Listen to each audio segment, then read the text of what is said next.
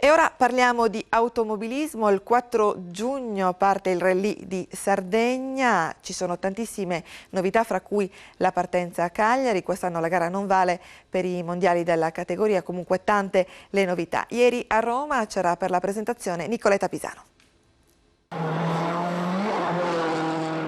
Quest'anno la collaborazione si è riproposta e ha coinvolto ancora di più il territorio della Sardegna, perché la gara partirà da Cagliari e attraverserà tutta la Sardegna. Dopo Cagliari, Simagis, Montegrighine con Nosno il 5 giugno, Olbiaco e Luna Terranova, la dei Sardi, Monteolia il 6. Premiazione in serata a Portocervo. Fra meno di un mese parte la 7ª edizione del Rally di Sardegna organizzato dall'Automobile Club d'Italia.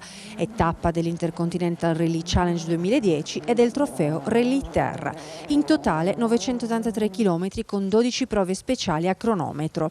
Non rientra nel calendario del campionato mondiale, ma non per questo sarà meno prestigiosa. Tante le novità per una corsa che, promettono gli organizzatori, non sarà sottotono. Noi sicuramente la faremo doverosamente organizzando una manifestazione di altissimo livello, agonistico. Le case che seguono ufficialmente il challenge stanno schierando dei piloti molto importanti. Io le dirò chi vorrei che vincesse. Noi puntiamo molto su Paolo Andreucci. Sugli sterrati isolani si ritroveranno dunque concorrenti decisi a darsi battaglia per aggiudicarsi il 7º Rally di Sardegna.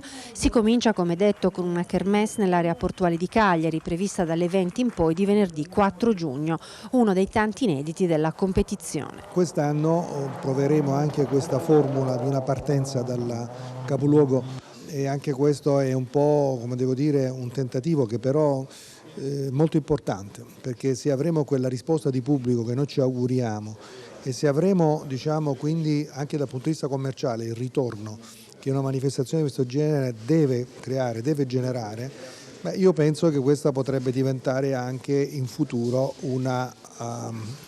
un'occasione da ripetere, un'opportunità da ripetere.